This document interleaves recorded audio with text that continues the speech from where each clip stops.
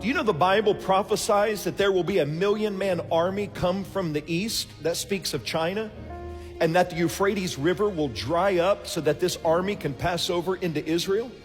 Did you know in the last few years something supernatural has taken place and the Euphrates River has dried up? Don't take my word, go home and Google it. You will see that unexplainedly the Euphrates River that has flowed forever has dried up, fulfilling biblical prophecy. What about Ezekiel 38? Ezekiel 38 talks about two countries, Gog and Magog. The Bible, before it was even in existence, prophesied Russia. Gog and Magog represents Russia and Iran. And it says at one point there will be a war break out around Israel, and Russia's enemies, Gog and Magog, will surround Israel from the north and from the south.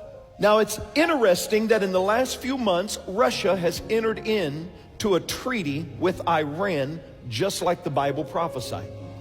Iran is funding two terrorist groups, Hamas and Hezbollah.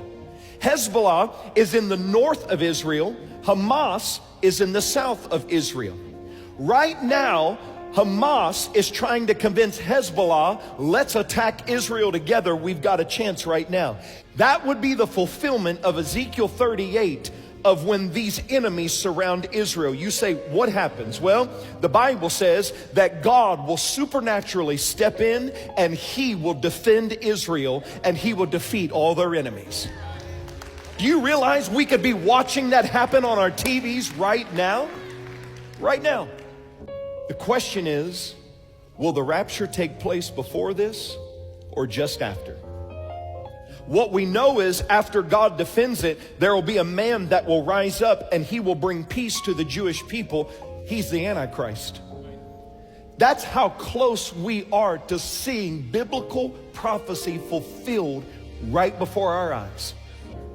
So I would ask you what my dad asked. If your heart were to stop, or if the trump of God were to sound, would you be ready to stand before God?